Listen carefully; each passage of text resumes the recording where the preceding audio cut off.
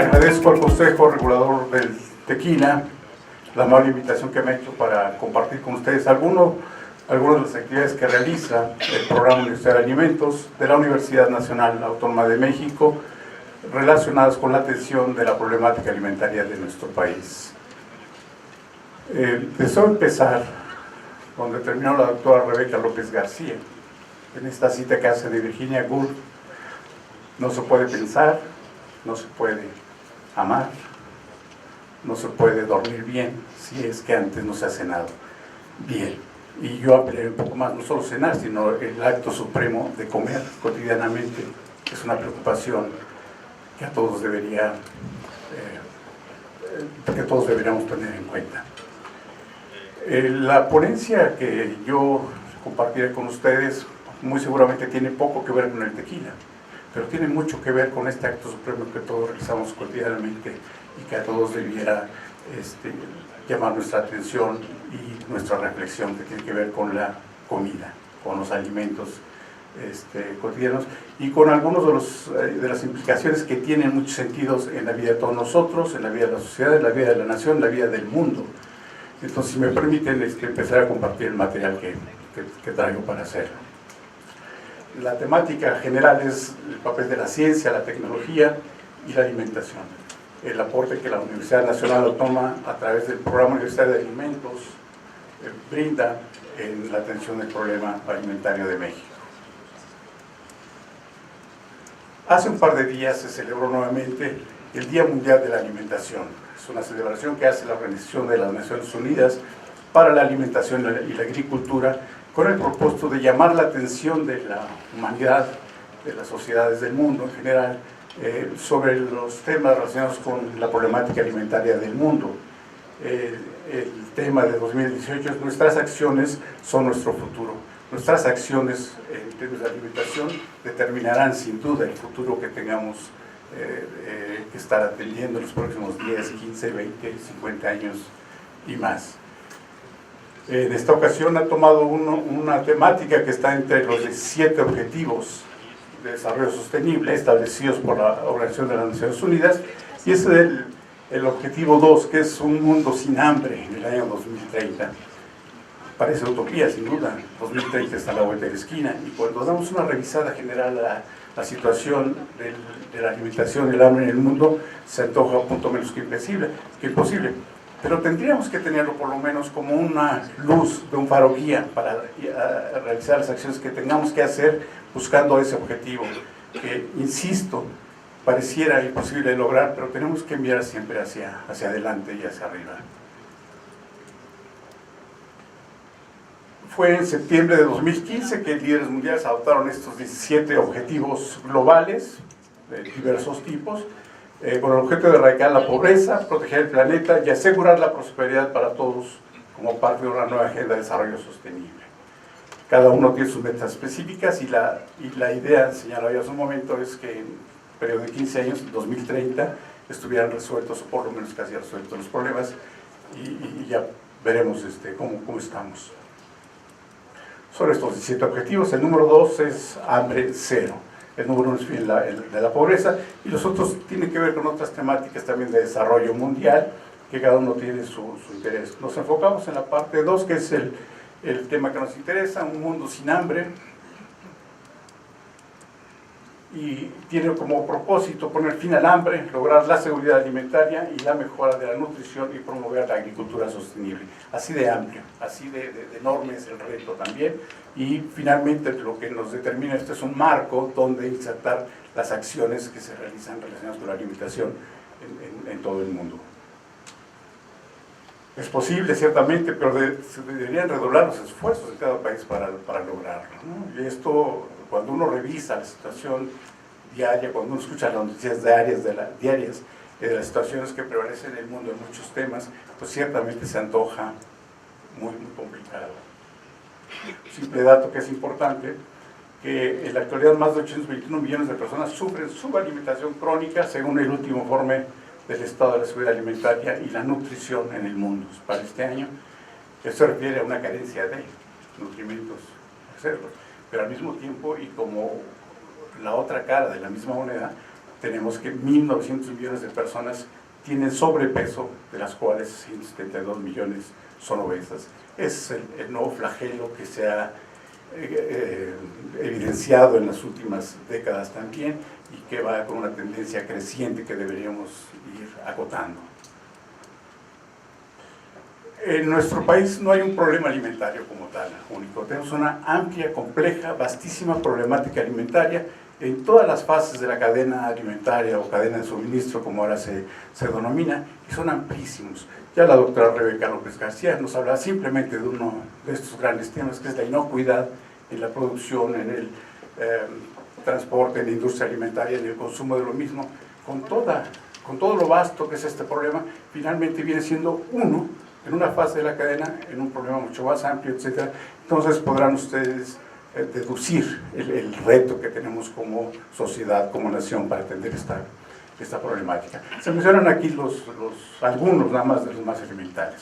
En términos de producción, hay un abandono del campo mexicano de 30 años, 35 años para acá, con este método así llamado método o modelo neoliberal en la economía, que no ha permitido tener certeza sobre lo que producimos para satisfacer las necesidades básicas de los mexicanos, y principalmente hay insuficiente producción de ciertos alimentos como arroz, maíz, trigo, que lamentablemente los importamos, y los importamos principalmente de los Estados Unidos de América, con todas las implicaciones de geopolítica, políticas que esto tiene, con un presidente del país vecino que no quiere a los mexicanos, tiene prácticas xenofóbicas y que nos maltrata un día sí y otro también. En términos de transporte, tenemos una insuficiencia de transporte especializado que permite garantizar la cadena del frío para el transporte de alimentos perecederos con enormes pérdidas económicas y riesgo para la salud pública. No tengo que decirles a ustedes cuando salen a ciertos lugares o en las carreteras cómo se transporta cierto tipo de alimentos que son perecederos también, ¿no? Y por las implicaciones que tiene, insisto, en términos de pérdidas económicas y en términos de salud pública. Para la parte de almacenamiento hay una gran cantidad de pérdidas post cosecha por insuficiente infraestructura que sea adecuada para el almacenamiento de alimentos, generando estos problemas y grandes pérdidas también por múltiples agentes, hongos en general, humedad y plagas de cierto tipo. Pongo un ejemplo únicamente como referencia, el gran problema que tenemos con las micotoxinas, es decir, toxinas de hongos de diversos tipos que contaminan gran parte de los alimentos y que afectan de gran manera a la salud pública de los mexicanos. Es un tema, por supuesto, de la inocuidad alimentaria, pero tiene otras consideraciones también antes y después de la misma. Y en la parte de consumo, pues se enumeran una gran cantidad de temas que tienen que ver con el desperdicio de alimentos, la distorsión de nuestros hábitos alimentarios y, insisto, la epidemia de sobrepeso, obesidad y diabetes que existe en nuestro país. Es solo un ejemplo de la gran problemática que tenemos, y hay mucho más, muchísimo más también, muy complejo en muchos sentidos, pero yo quisiera aprovechar estos breves minutos para centrarme en solo una fase de la cadena, que es la fase de consumo, y en solo uno de los problemas más importantes que tenemos actualmente y que nos toca de una u otra manera a todos como sociedad, que es la epidemia de sobrepeso, obesidad y diabetes. ¿De qué se muere la gente en el mundo en términos generales? Al año 2015, pues la diabetes está considerada como la sexta causa de muerte por problemas relacionados a la misma, con esa cantidad, 1.6 millones de personas. En México está mucho más cercano ahora, y está en el segundo lugar, con una cifra cercana. Esto fue en 2015, leí recientemente una nota en los diarios, relacionada con el sexto informe de gobierno, señalaba que ya sobrepasamos las 100.000 personas que mueren por causas relacionadas con la diabetes. Algunos datos de la OCDE, de 2017, México continúa teniendo la tasa más alta en obesidad y sobrepeso entre los países de la Organización para la Cooperación y el Desarrollo Económico. Es como ustedes bien saben, una organización que agrupa países un poco disímbolos en muchos sentidos, pero estamos insertos ahí desde hace algunos años, y nuestra estadística, no solo en alimentación, sino en salud, en economía, en informática, en muchas otras, siempre es muy dispar y siempre no estamos tan bien posicionados como deberíamos. Pero este dato es importante relacionado con el tema que deseo resaltar. En uno de sus informes, Health at a Glance, sostiene que México tiene la prevalencia más alta de diabetes entre los países de la organización. Señala además que la obesidad está presente en 33.3% de la población mayor de 15 años. Estos datos se asocian coincidentemente con los que tenemos para nuestro país, y además señala que el 35% de los adolescentes de 12 a 19 años tienen sobrepeso o obesidad. Es un dato de la Organización Mundial muy acreditada, y acá todo el mundo cuando escuchamos, pues es la OCDE, pues claro, sí es digna de confianza y de consideración. Lamentablemente, la obesidad no es un problema reciente, aun cuando los titulares de los diarios, en la atención pública, pareciera que estamos tratando con ella desde hace 5, 6, 7 años. Es un problema que viene por ahí desde unos 40 años más o menos, en los años 80, y que tiene una tendencia creciente. Nosotros vemos aquí una parte nada más de algunos de los años, pero veamos cómo está. Y esto denota otra cosa, no es un problema nacional nada más, es un problema mundial, de muchas otras sociedades también. Es un problema complejo, multicausal, pero con enormes efectos en la calidad de vida de las personas. Mucha gente no lo sabe, pero de hace un par de años para acá vivimos una situación de emergencia en nuestro país, emergencia epidemiológica, a raíz de 2 declaraciones que hicieron las autoridades sanitarias, la Secretaría de Salud, para 2 temas importantes, y basados en esta información que pues, evidentemente, si uno la ve con cuidado, denota el crecimiento tan amplio en el número de muertes asociadas a estos males, como cada década, como se ha duplicado, y nos pone en esa tesitura actual de casi 100.000 muertes asociadas por diabetes. Y el gran problema acá también es que solo el 25% de los pacientes con ella están controlados por razones de la más diversa naturaleza, económicos, sociales, en fin. Estas son las 2 declaraciones, es el texto de las mismas, y aquí quiero destacar que por primera vez en la historia del país, para una enfermedad no infecciosa, se hizo una declaratoria de emergencia. La más reciente, ustedes recordarán, en 2013, estuvo relacionada con este gran problema de influencia a nivel nacional, pero la influenza es un problema infeccioso, contagioso, en un sentido, la diabetes no lo es, ¿no? Pero está la dimensión de la problemática que tuvieron que poner este tipo de medidas, y lo hace para 2, el sobrepeso y la obesidad, y la diabetes mellitus. Este importante estudio es la Encuesta Nacional de Salud y Nutrición de Medio Camino 2016, es un estudio elaborado por el Instituto Nacional de Salud Pública de nuestro país. Las encuestas de nutrición se han venido haciendo desde el año 2000 más o menos cada 6 años, 2000, 2006, 2012, tocaba 2018, pero está el impulso, está el impacto que tienen estas cuestiones relacionadas con la salud y la nutrición, que se adelantó y se le llamó de medio camino, se hizo en 2016, y es un documento de lectura obligada, ni siquiera para los nutriólogos, los médicos o la gente relacionada cercanamente con las salud, para todos. Y no solo tiene esta información, que a mi juicio es la más impactante, tiene mucha más, un documento riquísimo que sugiero su lectura, se puede conseguir fácilmente en la red, Instituto Nacional de Salud Pública, la Encuesta Nacional de Salud, y se encuentra ahí el PDF y se puede leer con facilidad. Son 3 datos mínimos también, una gran cantidad de información que tiene, pero son impactantes. 3 de cada 10 niños padecen sobrepeso y obesidad, 4 de cada 10 adolescentes están en la misma circunstancia, y 7 de cada 10 adultos tenemos sobrepeso u obesidad. Y esto, bueno, pues es mayor en mujeres que hombres, y no importa si tienen entre 70 y 80 años. Es un problema generalizado que a todos nos toca de alguna manera u otra. Las medidas para contener esta problemática no han sido ni suficientes ni satisfactorias en muchos sentidos. Tomo este ejemplo nada más porque ha sido muy impactante en muchos sentidos, pero ha sido una campaña de la Secretaría de Salud fundamentalmente, que ha estado un poco sesgada, estigmatizante y de ello hasta grosera con las redondeces de nuestra población. por ejemplo, de las tortas, pensando que son las tortas los que ocasionan el sobrepeso, la obesidad, las piezas de pan. ¿Desde cuándo nuestra tradicional panadería mexicana de conchas, cuernos, orejas, mantecadas, ladrillos y piedras ha sido causante de obesidad? Si comemos el pan desde hace 100 años y cuando la problemática de sobrepeso y obesidad tiene 40 años o menos, ¿cuántos bizcochos se come la gente por día, por año?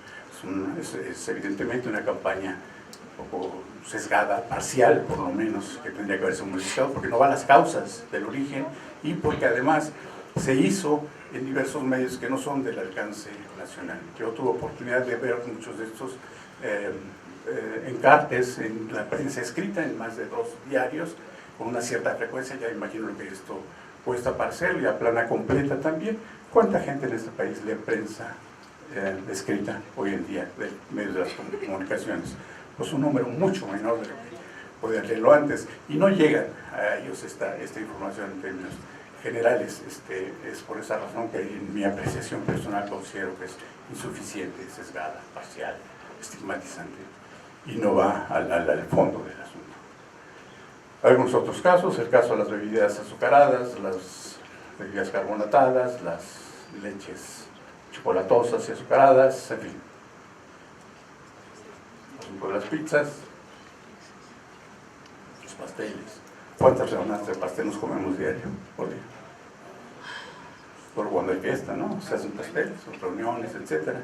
Y pues no vamos allá de una rebanada. ¿Es esto la causa de la obesidad de los mexicanos? Sin duda que no. Bueno, esto ya es un poco más razonable. Y en efecto, tenemos una distorsión en el consumo también, que tiene que ver, entre muchas otras cosas, con el tamaño de las porciones. Antes, cuando consumíamos un atole, un jugo en la calle, etc., vasos de 240 mililitros. Vean ustedes lo que se consume ahora. Son de litro, son bolsas con popote de 1 litro de jugo. Pues el jugo es natural, es fruta, es sano, sí, sin duda, pero también es fuente importante de calorías, ¿no? Y entonces, si hacemos eso y tenemos otros consumos adicionales también cargados de excesos calóricos, y si además tenemos muy poca actividad física, tenemos sedentarismo, etc., y muchos otros temas que tienen que ver con esto, pues evidentemente provoca este desbalance de energía, ¿no? No se gasta lo que se consume, y entonces pues, se tiene que ir al almacenamiento, ¿no? El impulso que la mercadotecnia da a los protoburgers y no sé qué más cosas, sí, pues lo tenemos evidente. Pero esto ha generado un cambio en la forma en que consumimos los alimentos de manera general, ¿no? Nuestras porciones han cambiado de las de hace 40 años, por muchas razones también, de lo que se consume como una comida de 3 tiempos, ¿no? Una sopa, un consomé, etcétera, una pasta o arroz, y algún guisado, generalmente con algunas verduras, etcétera, verdolagas, lo que sea, y un trocito de carne de un tamaño razonable, ¿no? Y durante tanto tiempo consumimos esas comidas que nunca nos pasó nada, y de repente, ¡boom!, ¿no? ¿Podemos regresar a ese consumo? Es muy complicado, por los temas de organización de nuestro país, por el escaso tiempo que tenemos, por las cuestiones laborales, por los problemas de transporte para regresar a casa y volver al trabajo. Es muy, muy complicado, pero algo tendremos que hacer sin duda.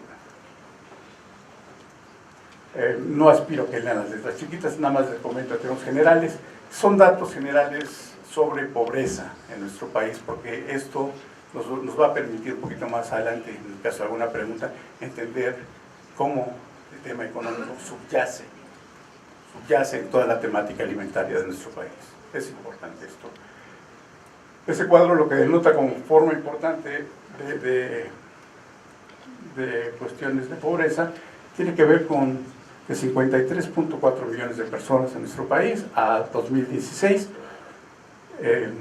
están en situación de pobreza, y de ese total 9.4 millones estaban en situación de pobreza extrema. La población en pobreza extrema es la población más depauperada de este país, que no sabe qué va a comer mañana y si acaso sí va a comer, ¿no?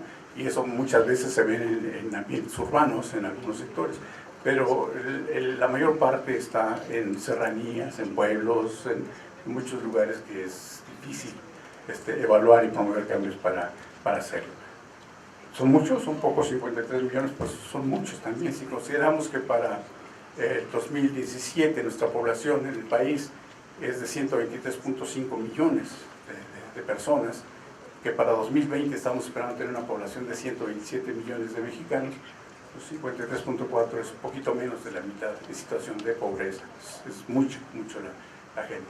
¿Y qué tiene que ver la pobreza con esto?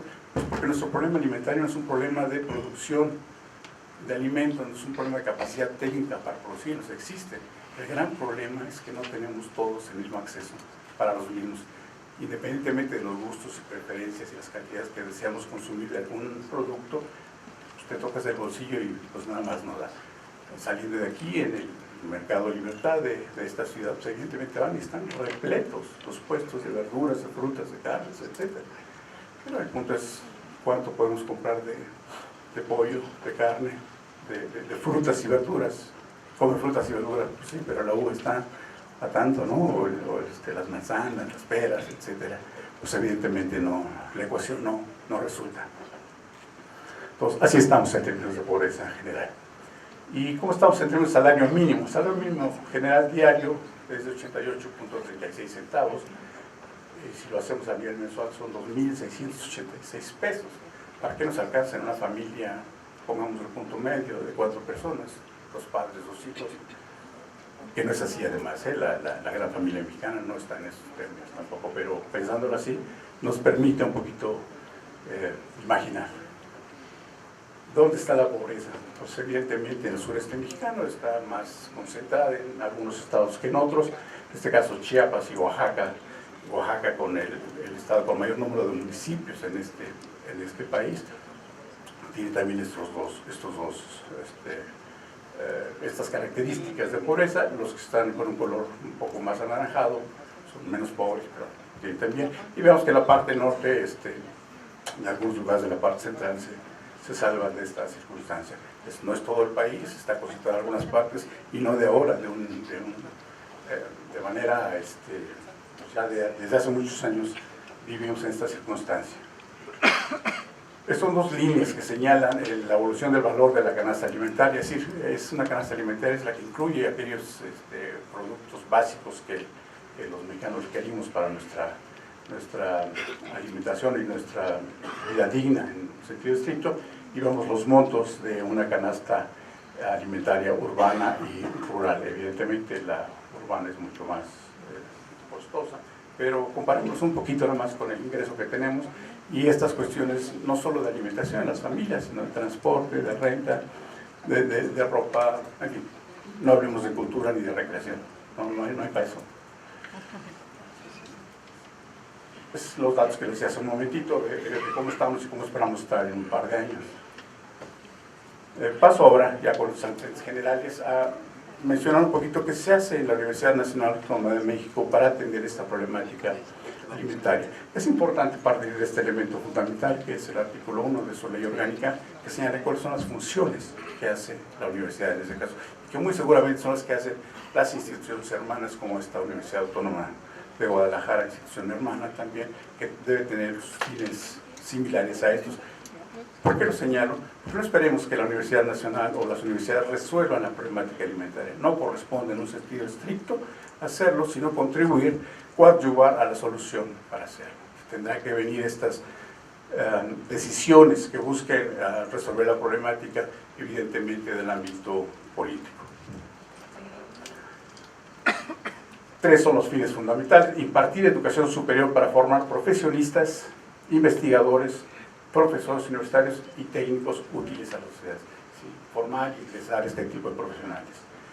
La segunda es organizar y realizar investigaciones principalmente acerca de las condiciones y problemas nacionales. Y la tercera, extender con la mayor amplitud posible los beneficios de la cultura. Evidentemente uno de los grandes problemas nacionales es la alimentación, pero es la salud, es la vivienda, es la educación, es una lista grande de problemas nacionales. No aspiro tampoco a que leen esto, les voy a resumir nada más en los datos más importantes. Es importante porque deseo que tengan la dimensión exacta de lo que es la Universidad Nacional Autónoma de México para este país y en términos de estas funciones que tiene establecidas. Tiene una población cercana a los 350,000 alumnos, es un monstruo, es enorme. Y además consideren también que esta población escolar que tiene no es la que debería tener acceso, o no son los jóvenes que quieren ingresar y no entran por falta de posibilidad de la institución de atenderlos. No hay lugar, no hay infraestructura, etcétera, porque la demanda es enorme, ¿no? Y con todas las implicaciones que esto tiene para la educación superior y el desarrollo de otras opciones de estudio. Pero cada año es lo mismo. ¿Por qué? Pues porque viene un boom demográfico, que si no lo tenemos presente podemos estar imaginando soluciones que no lo son, y lo vamos a tener en los próximos años también, ¿no? En todas las áreas. De estos, la mayor parte, evidentemente, son los alumnos de licenciatura, que son un poco más de 200,000, 30,000 de posgrado, 114,000 de bachillerato, y que van ascendiendo para los siguientes estadios. Y una población de 40,000 académicos en todas las áreas también. Solo un 25% son académicos tiempo completo. Todo lo demás son profesores de asignatura que van, dan su clase y regresan a sus actividades profesionales. Tiene también esta institución 41 programas de posgrado con 92 planes de estudio de maestría y doctorado y 42 programas de especialización con 246 orientaciones. Solo cito un ejemplo: el Programa Único de Especializaciones Médicas, que da lugar a todas las especializaciones que tienen los médicos cirujanos después, los ortopedistas, los ginecólogos, los cirujanos, en fin, todos ellos tienen que pasar por este Plan Único de Especializaciones Médicas, que lo hace el sistema de salud de nuestro país, con la contribución importante de la Universidad Nacional, particularmente la Facultad de Medicina, pero algunas otras entidades. La institución tiene 123 carreras. La número 122 fue la licenciatura en nutriología. ¿Llegó tarde? No lo podemos saber, porque antes de que se creara esta licenciatura hay una gran cantidad de instituciones que la ofrecen, una gran oferta, y presentan una gran problemática también de ocupación y de empleo, los nutriólogos egresados, todo eso. Y es muy claro, la salud, tengo que decirlo, es una presión personal también, la salud no es una prioridad para nosotros. Vamos al médico cuando ya no podemos con el dolor, cuando ya pasamos por el remedio que me recomendó la comadre, que es un factor de riesgo para ello, o vamos cuando ya probamos el té en el mercado, o cuando después de aplicar la última receta que nos dieron para un mal parecido, pues ya no funcionó, etc.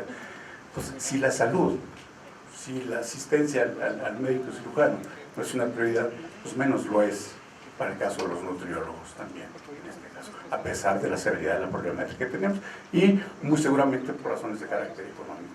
¿Cuánto cuestan las consultas? Si no se pertenece al sistema institucional de medicina, del IMSS, el ISSSTE, el Seguro Popular. Eso puede darnos un poquito la pauta para la explicación por qué actuamos como actuamos. La educación media superior, tenemos una gran cantidad de muchachos del bachillerato con 3 planes de estudio.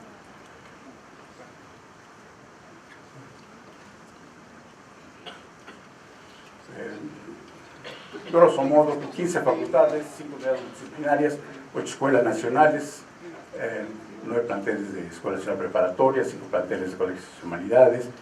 En general tiene 34 institutos, 14 centros y 10 programas universitarios.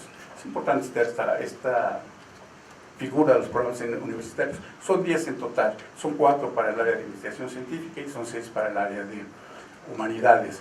Los programas universitarios son finalmente una figura distinta, no es una escuela, no es un centro, no es un instituto, no es una facultad de escuela.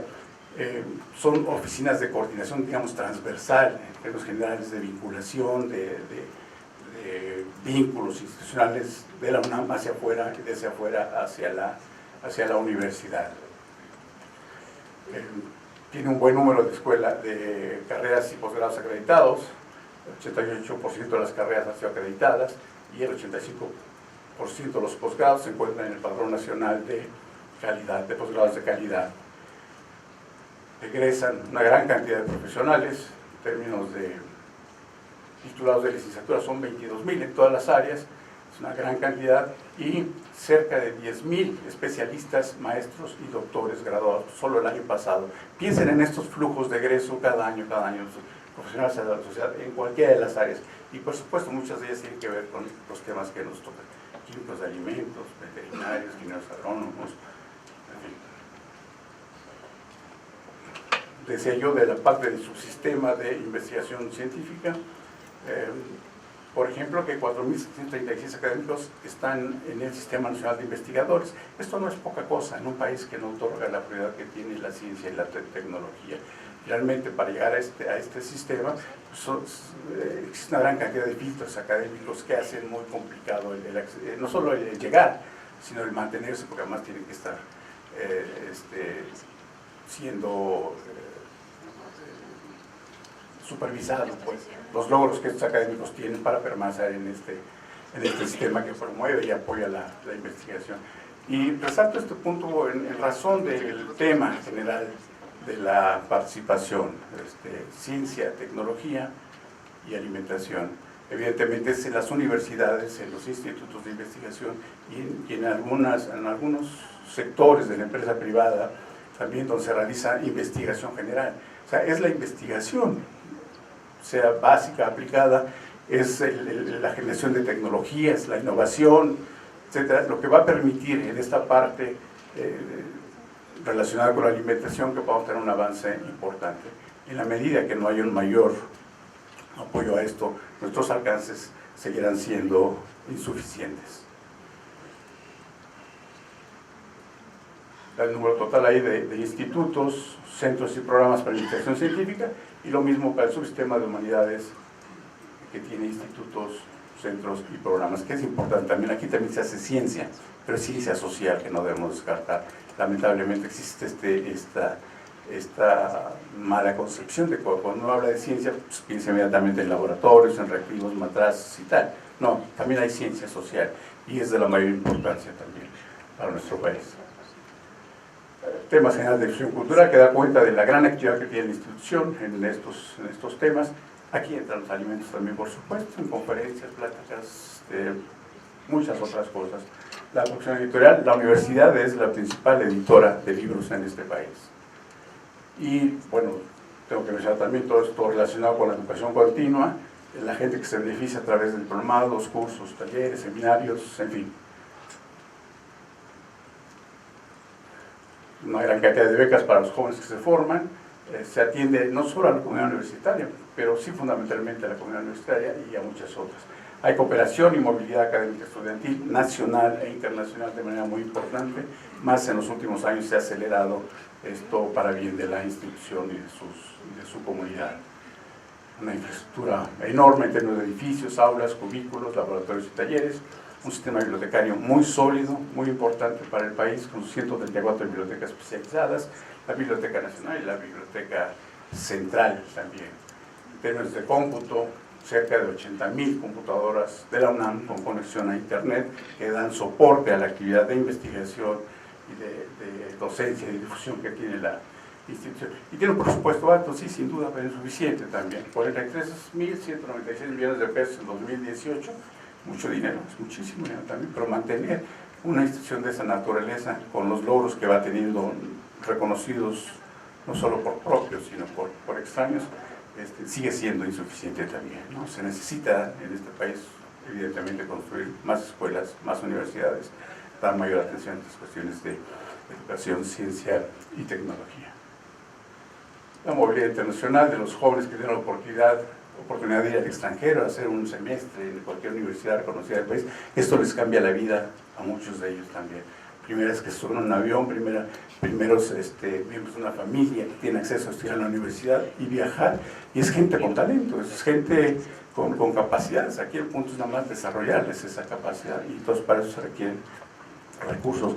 Por eso destaco esta cuestión de la movilidad internacional, es muy, muy importante.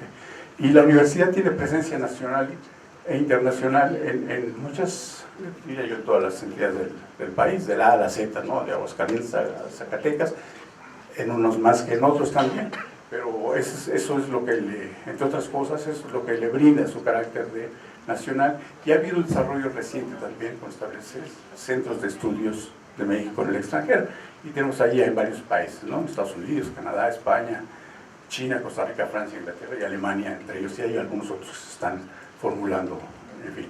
Y tiene además de eso otra serie de responsabilidades que tiene que ver, voy a destacar solo una, el Servicio Sismológico Nacional, que está básicamente ubicado en el Instituto de Geofísica, y que cada que tiembla, y tiembla muy seguido en nuestro país, la gente piensa ahí de cuánto fue.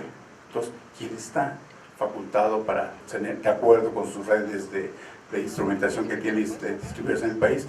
Es el Servicio Sismológico Nacional, que está a cargo de la Universidad Nacional Autónoma de México. Y así como ese, hay algunos otros también que son importantes.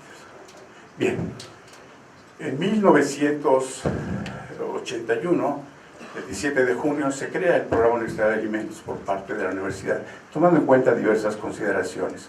En el contexto general que existía en esa época, había todavía los resabios de la Guerra Fría, había una crisis de alimentos, como es frecuente cada cierto tiempo. Acá la más reciente que vivimos en el mundo fue el 2008, la crisis, porque estamos en crisis en algunos temas, en algunos productos, en algunos lugares, de forma permanente. Es en los años 80 que Estados Unidos, por ejemplo, hace un embargo de grano a Rusia por su intromisión en Afganistán, y dice, bueno, pues Rusia, yo te vendo maíz, te vendo trigo, etcétera, pero estás agrediendo la paz internacional, estás invadiendo Afganistán, entonces en represalia pues no te va a vender el grano que te vendo siempre, el chantaje alimentario, el embargo alimentario, como quieran llamar. Ante estas circunstancias, el gobierno mexicano en ese entonces, estaba el licenciado José López Portillo, en 1980 crea lo que conocimos como el Sistema Alimentario Mexicano, que es quizás la política alimentaria más acabada que hemos tenido en este país, y miren que ya pasaron algunos años. Para su fortuna, esta política alimentaria fue soportada con una gran cantidad de subsidios, producto de la abundancia a la que decían que teníamos que acostumbrarnos a administrar, y que solo nos duró 2 años, porque en el volátil mundo de los energéticos, en 2 años se modificaron los precios, cayeron las ventas, y estuvimos a punto de solicitar la moratoria al pago de la deuda externa de este país. El licenciado Jesús Silva Herzog, entonces secretario de Hacienda, tuvo que ver con estas cuestiones. Así de cambiante es la dinámica general económica, y así de graves son los efectos que tiene en las políticas, no solo de alimentación, de salud y muchas otras más. Es en ese contexto general que la universidad dice, bueno, pues tenemos una serie de factores a considerar para contribuir a la solución de la problemática alimentaria general. Esto es el esquema general de cómo opera actualmente el Programa Universitario de Alimentos. Es una coordinación que está a mi cargo, y trabajamos en 3 subprogramas que son simplemente en apoyo a lo que la institución hace de manera general y lo que hace la institución en materia de alimentación, ¿no? Investigación, docencia y extensión de la cultura, la persona responsable para cada uno de ellos, y una serie de proyectos que realizamos conjuntamente. Estas son las consideraciones generales. Vincular el trabajo académico con las necesidades sociales del país. Estamos hablando de alimentos ya. Se considera que por razones sociales, económicas y de soberanía nacional, el problema de alimentos resulta prioritario para nuestro país. Siempre tendría que haber sido considerado de esta naturaleza, y no siempre se le brindó la atención que requiere. Hoy mismo, en este periodo de gobierno que está por renacer, no ha habido una política alimentaria explícita para el sector, que nos diga qué, cómo, por dónde, etc. Ha habido esfuerzos, ciertamente, sectorizados en la Zagarpa, en Semarnat, en Cedesol, etc., pero no bajo una coordinación. Muchas veces pasa que lo que hace la mano izquierda es muy distinto a lo que hace la mano derecha, porque no hay arriba una indicación y no hay una coordinación general. Complejo el modelo, sí, sin duda, sí, eso es muy complejo, pero así ya tendríamos que ir. Pero si no tenemos siquiera la hoja de ruta de qué queremos, cómo lo queremos, a dónde vamos, pues más difícil va a ser. Entonces, sigue siendo un problema prioritario para nuestro país. Dice ahí que esa prioridad se recogió en los principales instrumentos de planeación del país, y están hablando del sistema alimentario mexicano, estableciendo estrategias y programas de acción tendientes a satisfacer las necesidades básicas de alimentación y revitalizar el desarrollo agropecuario. No solo el desarrollo agropecuario, también comemos pescado, debemos comer pescado en muchos sentidos. Va un poquito más allá, incluso va más allá de estas cosas, de dónde se producen los alimentos, tiene que ver con la organización social, cómo se hace, cómo se venden, cómo se transportan, etcétera, que no tiene nada que ver con agropecuarios, ciertamente. Y ha señalado que es muy importante que esas estrategias y programas deben apoyarse en el conocimiento científico de la realidad nacional. Es decir, tenemos que partir de diagnósticos que no tenemos en muchos ámbitos, ¿no? están dando soluciones a cosas que no sabemos por qué suceden, ¿no? Y este es muy importante. Se considera que la Universidad Nacional Autónoma de México ha conjuntado sus diferentes institutos y centros de investigación, así como las divisiones de estudios de posgrado y de investigación de sus facultades y escuelas, una muy importante capacidad de investigación en el área de alimentos, tanto por lo que respecta a sus recursos humanos, como ya hemos señalado, como a sus instalaciones y equipo. Tiene una amplia capacidad, muy sólida capacidad en términos de equipamiento esta Universidad Nacional Autónoma de México. Cuando se dice que es la Universidad de la Nación, en realidad lo es, porque muchos de esos equipos se utilizan en proyectos conjuntos de colaboración, no solo con otras universidades, sino también en proyectos o convenios como empresas para determinar estudios de cualquier naturaleza. Y esto sugiere que la universidad cuenta con los recursos idóneos para la formación de personal altamente calificado que el país requiere para realizar tareas de investigación, así como para el estudio y solución de problemas alimentarios. Esto parece una verdad de perogrullo, pero hay que leerlo y hay que leerlo bien. Y no solo esto, hay que entenderlo, hay que saber que existe en nuestro país instituciones como la UNAM, como muchas otras también, que forman gente que nos podría o nos puede permitir pensar en soluciones alternas a las problemáticas alimentarias.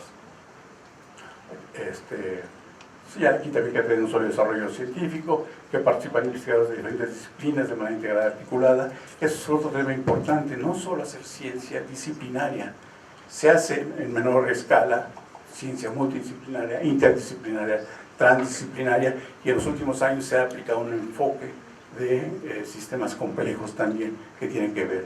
La obesidad, el sobrepeso, la diabetes son problemas complejos, no tienen una solución única. Tenemos que pasar de no te quieres, estás así porque quieres, ¿no?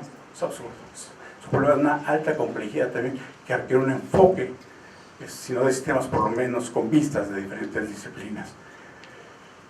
Y bueno, esta última parte señala lo que es de alguna manera el Programa Universitario de Alimentos en su oficina de coordinación, que pretende proveer un marco de referencia para integrar las investigaciones que realiza la universidad en esta materia, brindando un canal de vinculación y articulación entre el investigador, el tecnólogo y el usuario de los resultados de la investigación y de las tecnologías resultantes.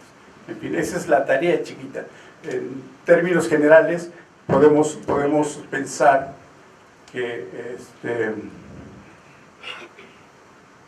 sería fácil solucionar toda la problemática. Es muy complicado, y tan complicado porque el programa tiene 37 años de existencia y ha tenido ciertamente muchos logros en muchos ámbitos también, pero ha tenido muchas insuficiencias, y esto tendríamos que seguir trabajando para no hacerlas, ¿no? Para no tenerlas, quiero decir. Los objetivos son estos: evaluar recursos alimentarios, así como niveles de consumo de los mismos. Cuando hablo del programa de alimentos, son dos esquemas generales: una oficina chiquita de coordinación, pero el otro, el gran programa universitario de alimentos, que es toda la institución, toda la gente que realiza investigación en alimentos, en todas las fases de la cadena alimentaria, en una infinidad de productos alimentarios, etc.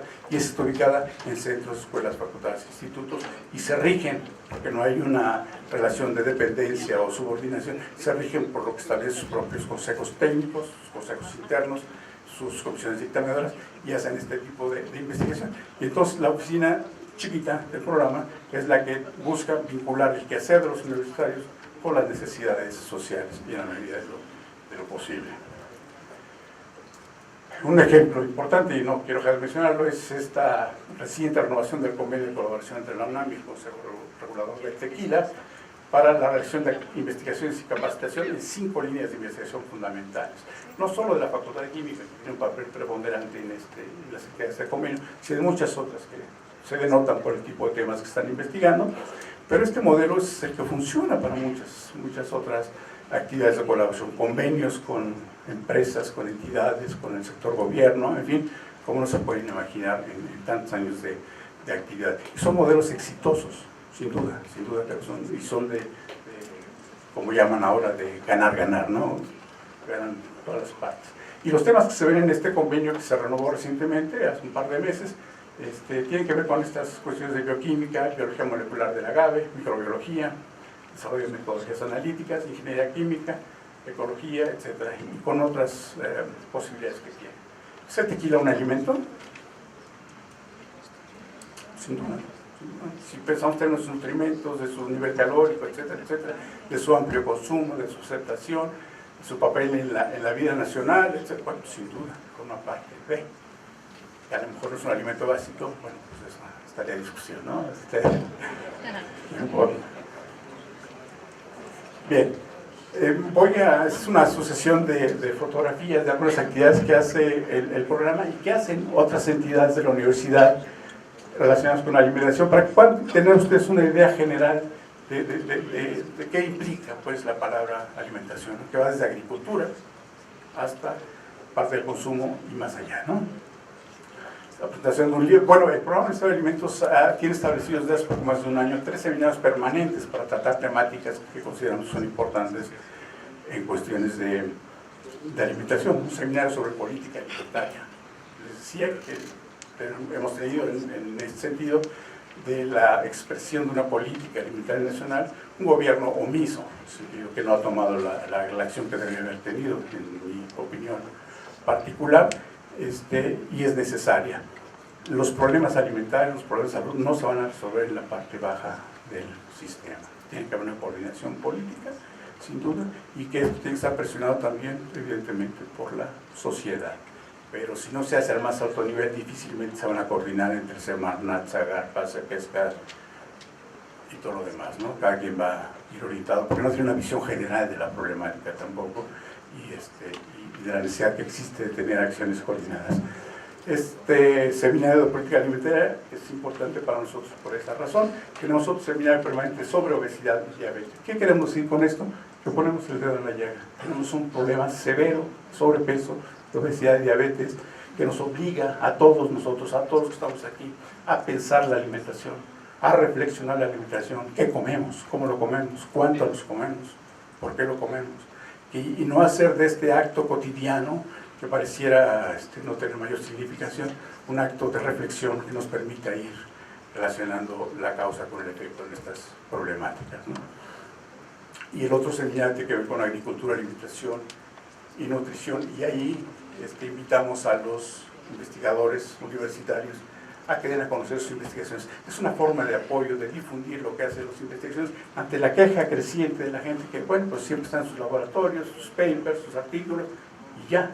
No, hay una vinculación clara con los problemas sociales, evidentemente, pero la gente no lo sabe. Pues tenemos que difundir en el más amplio nivel posible estas actividades. Y esto lo hacemos en estos seminarios. Entonces les voy a pasar algunas fotos, no se las leo, de los que hemos hecho recientemente. Es un libro muy importante porque Casio Licelli fue el coordinador del sistema alimentario mexicano en 1980, un destacado economista mexicano. En este libro que presentamos en el programa brinda una perspectiva general, una retrospectiva por un lado, una perspectiva y una prospectiva de lo que tenemos que hacer o que tendríamos que hacer para mejorar nuestra situación. No se hace en la universidad y en otros lugares prospectiva alimentaria, siempre nos cae el futuro, siempre nos alcanza el destino, ¿no? Y es una pena. Tenemos que estar pensando en los próximos 5, 10, 15, 20 años a dónde vamos, pero si no tenemos una guía, un programa alimentario nacional en este país, pues difícilmente lo vamos a hacer de esta manera, ¿no?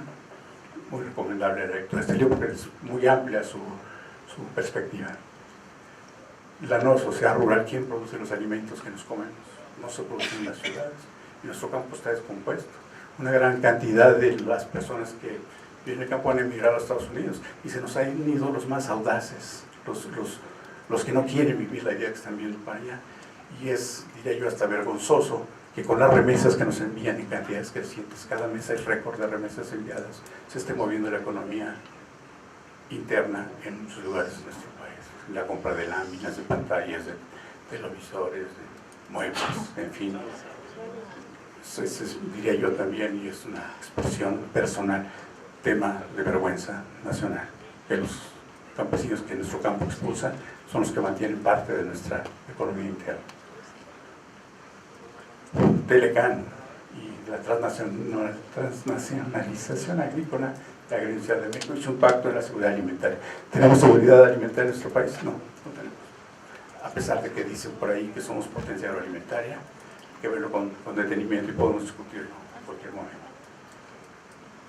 son los campesinos maiceros un estorbo, un patrimonio para los temas alimentarios de México. La gran cantidad de maíz que se produce en este país son parcelas de 3 a 5 hectáreas promedio, y es lo que da para producir el maíz blanco fundamentalmente, que es lo que ocupamos para la alimentación nacional, y tenemos grandes importaciones, por supuesto, de maíz amarillo, pero maíz amarillo para los piensos de cerdos, aves, ganado en general, que después, claro, tendremos los huevos, leche, carne y demás, ¿no? Un sistema general, pero esa es la forma como está. Entonces tenemos que hacer un reconocimiento a la actividad de estos pequeños campesinos maiceros que están distribuidos en todo el país, porque son los que nos dan de comer. No son las grandes planicies alimentarias, no hay en México. Hay que conocer la orografía del país, no es la gran importación, no son los transgénicos que viven en los países. Nos comemos maíz y se produce aquí parcelas de 3 a 5 hectáreas en su mayor parte. La parte de la obesidad y la diabetes, gente de primer nivel, la doctora Marcia Aguiar Urdanibia, ha sido directora durante 2 periodos del Instituto de Fisiología Celular de la UNAM, un amplio reconocimiento. Ella trata investigaciones sobre la adicción al azúcar y su efecto en la obesidad, ¿no? No es una sola obesidad, son obesidades, ya vimos por diferencias de edad también, pero por tipo de obesidad o sobrepeso que se tenga en diferentes estadios de la vida. Es fácil decir, a simple vista yo puedo decir, ¿no? Y el espejo, créanme, es el más cruel de los encuestadores, ¿no? ¿Y cómo la manejamos? No es tema fácil, y nos toca a una gran cantidad de personas de nuestro país. Los avances en la investigación de vanguardia en nutrigenómica, nutrigenética y microbiota, en la obesidad y la diabetes, también destacados especialistas para hacerlos. Desde ello, la perspectiva alimentaria en los tiempos postnormales. El doctor Tomás Miklos es una personalidad muy reconocida en su país en términos de perspectiva, que es muy, muy importante hacer. Necesitamos pensar el futuro también. Aparte de contender con la problemática actual, es importante hacerlo. Micotoxinas en alimentos, eso los había mencionado, son los 3 especialistas más reconocidos en este país en temas de micotoxinas. Créanme que escuchar lo que ellos dicen aterra también. Los recursos pesqueros de México y la alimentación, el doctor Gracias del mar y limnología del UNAM durante 2 periodos, muy destacado también, nos presentó un panorama sobre cómo está eso. ¿Cuánto consumimos de pescado promedio? 12 kilogramos promedio, cuando la media tendría que ser por ahí 16, 17 kilogramos también. Tiene que ver con gustos, preferencias, acceso y sobre todo recursos económicos. No está tan barato el kilo de filete en el supermercado. Y algo que está muy cercano aquí de la población, el queso cotija y la minería metagenómica. Una región cercana, se llama la Sierra Jalmich, o sea, en los límites entre Jalisco y Michoacán, se produce este queso artesanal desde hace muchísimos años y es fuente de ingreso para cerca de 300 familias que lo producen. Es un queso que, si bien alcanza la denominación de origen, ha tenido unas grandes limitaciones por la naturaleza de su elaboración. Es un queso que se produce con leche bronca y ciertos procesos artesanales propiamente. Pero tiene un mercado amplio, tiene un mercado muy amplio en los Estados Unidos también, seguramente provocado por la inmensa mayoría de conacionales que viven en los Estados Unidos, que cuando vienen pues, se llevan es un queso grande, se llevan su bolota, se llevan sus partes, o se importa, se exporta o se importa de ella, y para el consumo de esta gran masa de compatriotas que habitan allá y que tienen el gusto por comer lo bueno, por supuesto. Entonces se analiza esto, pero con herramientas bioinformáticas de vanguardia, pues, y se encuentran muchas cosas, y otras cosas que se espera que se encontraran, por ejemplo, la presencia de cierto tipo de bacterias, pues no es el caso, en alguna parte del proceso se queda, ¿no? La doctora Mari Carmen Quirasco Baruch, de la Facultad de Química también, la especialista en estos temas. Estas son las 10 carreras, digamos, que tiene la Universidad Nacional relacionadas con alimentación. Alimentos, ingeniería de alimentos, ingeniería agrícola, veterinaria, ciencias genómicas, en fin, nutriología, la más reciente también. Y egresan de estas carreras una gran cantidad de profesionales que se suman a la gran industria nacional y transnacional también, por supuesto, porque es el gran mercado de empleo que existe, y es el papel de la universidad, decíamos al inicio, formar recursos humanos en estas áreas.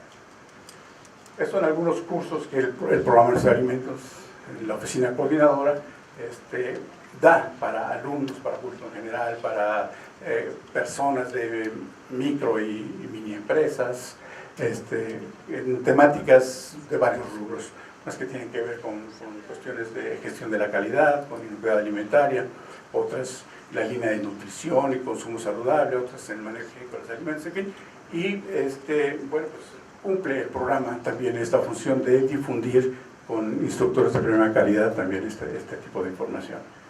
Son los temas. Pero vemos el pasado también, ¿no?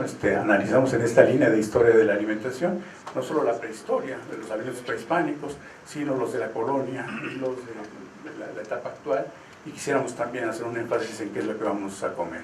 Y hasta ahí la cocina molecular le llaman, ¿no? O sea, ya tenemos hoy una gran cantidad de opciones en ese sentido. Sigue subyacente el tema económico también, y el tema de gustos y preferencias también. No todos comemos igual, no todos nos gusta lo mismo. Vea culinario por el mundo antiguo, se revisan cuestiones históricas, sabores, historias de nuestra cocina. Ahora que ves un molito de olla, quiero señalar también, seguimos cambiando oro por espejitos. Es decir, tenemos una riqueza culinaria reconocida por la UNESCO y por muchas sociedades, importantísima en nuestra culinaria mexicana, y hoy por razones, las que quieran encontrar, resulta más fácil tomar el teléfono y pedir una pizza grande, o pedir unas baguettes, pedir unas hamburguesas, etc. No está mal, no estamos estigmatizando los alimentos como tales, no hay alimento malo. Aquí el punto son las pautas de consumo general que hacemos, y lo hacemos cotidianamente, etc. Pero no es lo mismo ir al mercado, comprar el choconostle, comprar el maíz, comprar el pedazo de carne, etc., la preparación de la misma, en fin, todo este tipo de cuestiones que tendrían que desembocar en una comida familiar. Pues ya pasó, o sea, no puede ser, y no creo que podamos regresar, pero quizás debería ser ese, así como el objetivo hambre cero, sería el objetivo más cercano para nosotros, ¿no? Tratar de regresar a estas cuestiones. Voy a pasar muy rápidamente ya las fotos que quedan, para que les dé una miradita, y con eso termino mi presentación.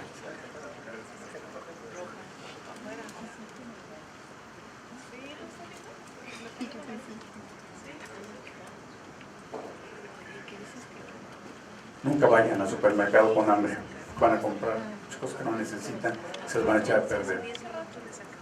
Tienen siempre una lista. El etiquetado es un gran tema también, un gran tema, muy delicado. Y finalmente tenemos un ciclo de cine comentado también, abierto al público, en 2 sedes con la Fundación UNAM, películas del área de alimentación comentadas por especialistas. Así, no solo nos enriquecemos con la deliciosa y nutritiva películas temáticas, sino compartimos palomitas y agua, y al final un especialista también nos amplía de su enfoque en la información. La próxima tiene a la Ciudad de México, pero esperamos al señor King, pasada esta, Chepina Peralta, seguramente mucha gente aquí la conoció. Ahora que los tiempos que le pones en la tele ahí el canal del gourmet, tenemos gourmets de aquí, de allá, de acullá, la vitalidad, es la mera, fue la pionera en México, en nuestro país, en la televisión, cuando la televisión no tenía más de 100 canales, eran 3 o 2, y todas las tardes hacía algunos guisos, innovadora, y tuvimos el gusto de conversar con ella en fecha reciente en Juriquilla sobre sus andanzas en las cuestiones culinarias. Pero es una institución en la culinaria mexicana a través de este poderoso instrumento que es la televisión. Y lo que hacemos en el programa, también colaboramos con muchas otras entidades temáticas relacionadas con la alimentación. Hay un diplomado con el programa Universitario de Investigación Clínica. Tenemos actualmente 700 nutriólogos, médicos cirujanos tomándolo. Saldrán esto en contribución a la gran cantidad de personal formado, especializado, con capacidades que se tiene para que vayan a brindar sus servicios en los servicios médicos donde sea. En fin, los transgénicos se nos quedaron afuera.